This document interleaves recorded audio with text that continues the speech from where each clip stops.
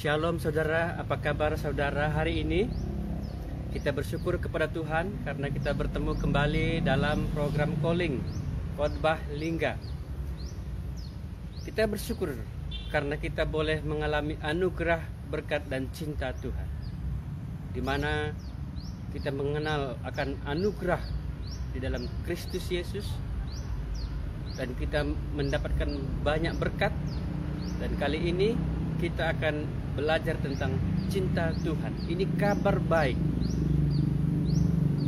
Anugerah, berkat dan cinta Tuhan adalah menjadi visi gereja di mana kami berada. ABC Tuhan, di mana jemaat itu akan menjadi orang-orang yang akan hidup dan menikmati anugerah, berkat dan cinta Tuhan. Gereja menjadi orang yang memiliki dan menikmati anugerah, berkat dan cinta Tuhan. Saya sudah menyampaikan kabar baik tentang anugerah. Saya juga sudah berbicara tentang berkat. Kali ini kita akan berbicara tentang cinta Tuhan.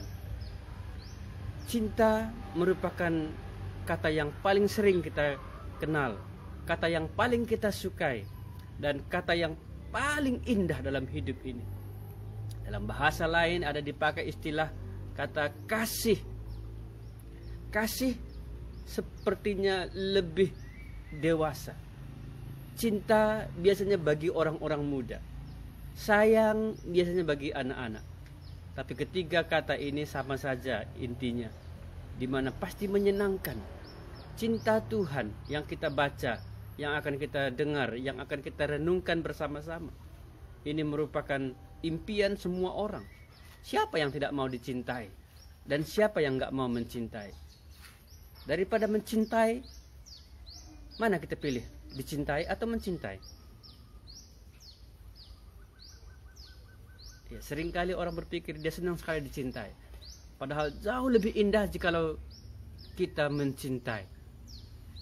Meskipun nanti cinta itu membutuhkan pengorbanan, membutuhkan kekuatan, membutuhkan hati, tapi itu sangat indah sekali.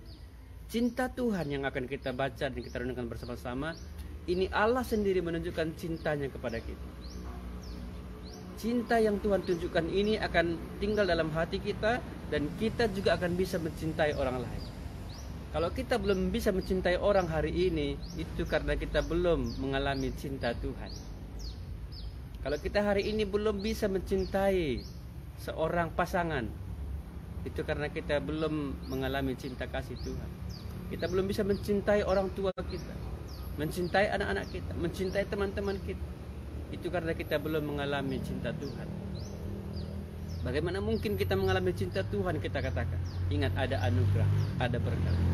Itu akan mengubah hati kita, dan kita akan sadar bahwa sebenarnya Tuhan mencintai kita. Apakah saudara-saudara tahu bahwa Tuhan mencintai saudara? Di dalam anugerah sudah kita dengar itu. Karena begitu besar kasih Allah akan dunia ini, sehingga diberikannya anaknya yang tunggal, supaya setiap orang yang percaya kepadanya tidak binasa, melainkan beroleh hidup yang kekal. Kasih Allah yang besar itu dicurahkannya bagi kita, dan Tuhan berikan tinggal di dalam hati kita, sehingga cinta itu melekat dan bertumbuh di dalam hati kita. Ia bahkan semakin besar dan semakin besar. Ia akan bertumbuh, ia akan berkembang, dan dia akan berbuah. Nah, mari kita akan melihat firman Tuhan. Apa yang dikatakan oleh firman Tuhan tentang cinta Tuhan. Bagaimana cinta ini Tuhan taruh di dalam hati kita. Saya akan mengajak kita untuk membuka dari 2 Korintus pasal yang kelima. 2 Korintus pasal yang kelima, ayatnya yang ke-14 dan 15. 2 ayat ini saya akan sharingkan. Ini kabar baik yang membuat kita hari ini betul-betul menyenangkan. Mari kita lihat. Ini surat Paulus kepada jemaat di Korintus. Sebab kasih Kristus yang menguasai kami. Ini kalimat pertama. Sebab kasih Kristus yang menguasai kami. Tidak banyak orang mengalami kasih Kristus, apalagi pasti tidak banyak orang dikuasai oleh kasih Kristus. Bicara tentang cinta Tuhan, itu berarti Tuhan yang menguasai kita. Cinta Tuhan itu yang menguasai hati kita. Menguasai hati, menguasai jiwa, menguasai tubuh kita.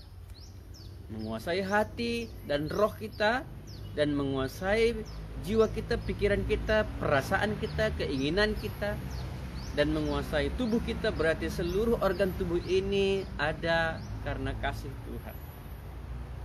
Kita berbicara dengan mulut ini, dengan lidah ini sudah bisa dengan kasih karena dikuasai oleh kasih Kristus. Kita bisa lembut kepada orang lain tanpa memukul dengan kekerasan, itu karena kasih Kristus yang menguasai. Kita tidak menyapa orang lain karena kita sudah dikuasai oleh kasih Kristus.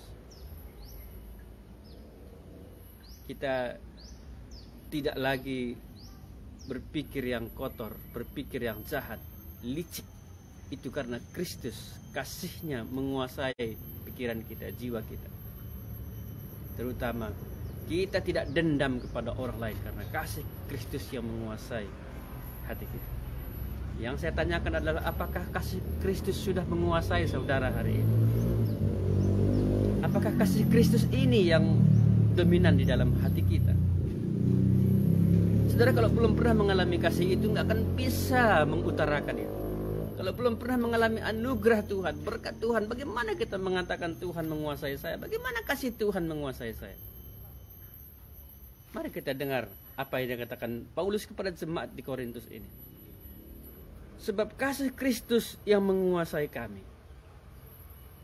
Karena kami telah mengerti bahwa jika satu orang sudah mati untuk semua orang, maka mereka semua sudah mati. Kasih Kristus menguasai kita kalau kita sudah mengerti bahwa Kristus sudah mati untuk kita. Sebelum orang itu menerima Tuhan Yesus yang sudah mati dan bangkit baginya, orang itu tidak akan pernah mengalami Kristus yang menguasai hidupnya, atau kasih Kristus yang menguasai. Jadi ini merupakan langkah maju bagi seorang yang percaya, bagi seorang yang beriman. Maka dia sungguh-sungguh akan mengakui Tuhan dan menjadi saksi Tuhan bahwa Kristus telah mati untuk kami. Karena kami telah mengerti bahwa satu orang sudah mati untuk semua orang. Yesus sudah mati di kayu salib untuk semua orang. Untuk saudara dan untuk saya tentunya. Tapi apakah saudara mengalami? Apakah saudara sudah menerima itu? Kita sudah belajar tentang 7 ucapan Tuhan Yesus di kayu salib. Apakah kita sudah mengerti itu? Itu adalah bentuk kasih Allah yang dinyatakan kepada kita. Itu anugerah yang besar bagi kita hari ini. Kalau kita mengatakan bahwa kasih Kristus menguasai kita, kita sudah menang dalam pengertian ini. Bahwa Kristus Yesus sudah mati untuk saya, untuk semua orang. Bagaimana kita bercerita tentang kasih Kristus kalau kita belum mengalami itu, kita belum memiliki itu? Ini yang menjadi renungan kita dalam cinta Tuhan ini. Cinta Tuhan itu bisa digambarkan seperti hari-hari perjalanan hidup kita. Pagi, siang, malam kita tetap di dalam cinta Tuhan. Sejak kita bangun pagi sampai dengan tidur kembali, kita tetap merasakan cinta Tuhan. Ini enggak pernah hilang dari benak kita, enggak pernah hilang dari hati kita, enggak pernah hilang. Baik kita waktu susah ataupun waktu senang. Bukan di gereja saja maka kita merasakan cinta Tuhan. Bukan di rumah Tuhan saja kita rasakan cinta Tuhan. Tetapi di mana saja dan kapan saja pun kita merasakan cinta Tuhan. Inilah hari-hari ini.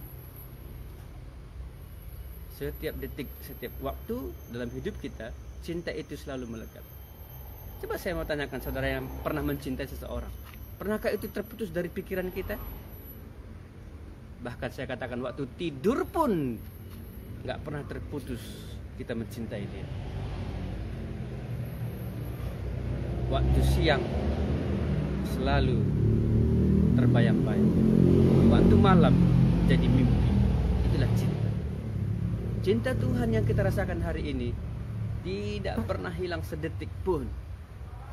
Itu sebabnya kita berani berkata, silakan orang nggak mencintai saya, silakan orang nggak peduli sama saya, tapi Tuhan tetap mencintai saya. Every time, setiap waktu Tuhan mencintai kita. Jadi kalau kita sedang sakit hari ini, kalau kita sedang lemah hari ini, atau kita sedang sendirian hari ini, ingat Tuhan mencintai engkau. Yesus mati di kayu salib itu sekali, tapi cintanya akan terus mengalir, terus mengalir, terus mengalir, terus mengalir, terus mengalir, sampai betul-betul kita dikuasai oleh cinta itu, sehingga kita juga akan selalu merasakan cinta itu. Cinta Tuhan gak pernah berhenti. Selalu ingat Tuhan, selalu ingat Tuhan, selalu ingat Tuhan, selalu ingat Tuhan. Inilah artinya cinta Tuhan, kasih Kristus yang menguasai kan. Siapa yang ada di hati ini merupakan itu yang selalu kita ingat. Dan kita berani berjuang untuk apa yang kita ingat, yang kita cintai. Disinilah Paulus katakan, kami sudah mengerti kasih Tuhan itu. Karena satu orang sudah mati untuk semua orang, maka semua orang itu sudah mati.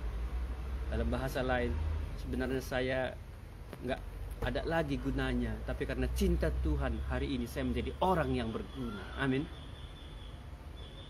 Hari ini kita semua yang percaya, kita sangat berguna di hadapan Tuhan.